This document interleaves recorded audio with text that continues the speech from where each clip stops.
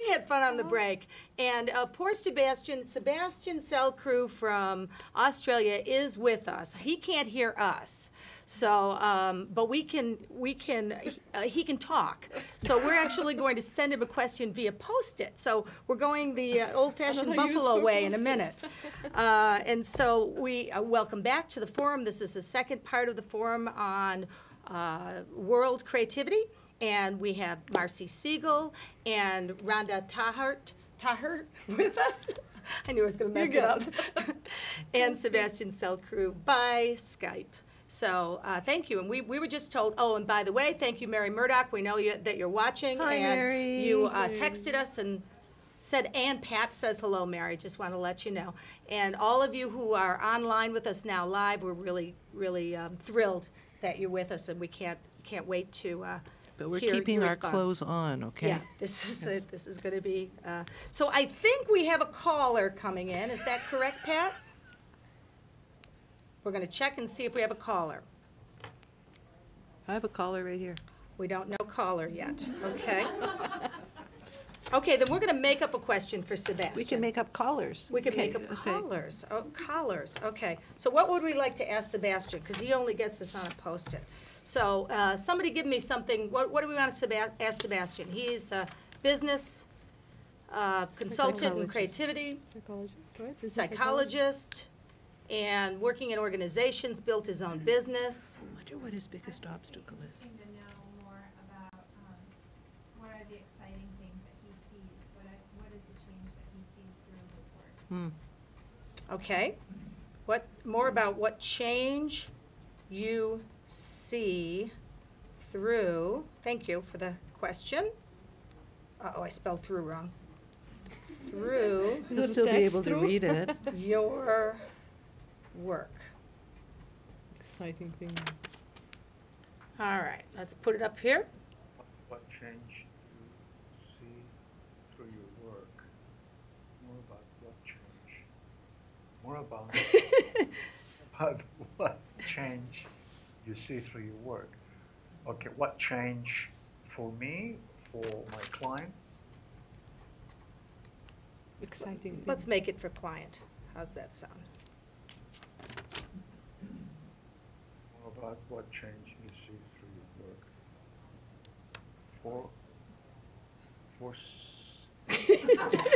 Oh, client, sorry. Yeah. Got it. Okay, so sit back. Okay. Do you want me to go now? Yes. Okay. One area that I've been working in the last 2 years is called alliances, which is new forms of collaboration between companies. That is an unusual way to work because traditionally in the infrastructure business, it has been a very adversarial culture. So now they get into collaboration, which makes a lot of sense. So can you hear me? Okay. So individuals find that extremely difficult because they come from a culture where it's very male-dominated and very adversarial, very aggressive in a way. So while they understand in their heads that they need to collaborate, when you put them together into a project, they find very difficult to trust each other, to actually share ideas, and to make sure that they're part of a team. So it all starts in then building trust among themselves, in helping them to let go to those defensive, to those barriers, and then slowly teaching them techniques to work together and make them realize that creativity really comes about as a team effort. And I think that's very important, that as we've seen, teams go through the different stages of the creative process, and that's when the value comes in, because different individuals contribute in different ways at the different stages of the process. And you got to turn them around in terms that rather than seeing that because people are more, got a preference for in terms of clarifying, has no more or less value than somebody that has got the preference for ideating, for example. So the challenge is helping them to value those differences and working together to the point that if somebody's got a problem in the team, their problem becomes my problem. That has been a thing of real value.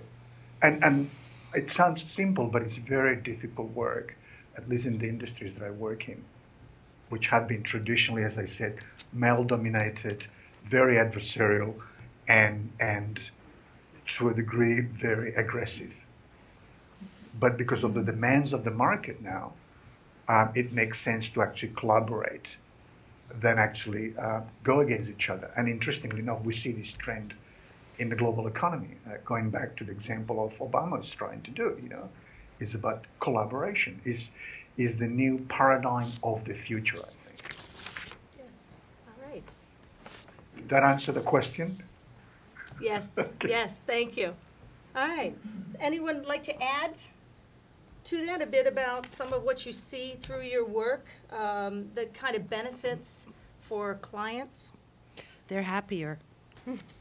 They're happier. They actually enjoy working together, which is a hoot. And it's fun to see them, in terms of the development and the trust and the openness to ideas, it's like night and day. It's like night and day. And I want to share with you, I agree with Sebastian totally, that where we're going is around collaboration, where we're going is to massive networking in terms of the future, and more research is going to be done on that in terms of the field, as well as, I forget what I was going to say, but it was wonderful. It was really wonderful. Yeah, no, and the degrees of trust and so on, and the opportunity, just for me, it's the smiles on their faces and the different kind of results that they get and the different kinds of directions that they allow themselves to go because they're not stuck in the past. They recognize what they're doing is creating a new tomorrow, and that's a whole shift for them in terms of their thinking. Rather than problem solving, right, which is fixing, they're moving it, they're pushing it, right? And it's wonderful to see. And they become great places for people to work, and they attract good talent to them. It's amazing. It's just, yeah. All right, very good.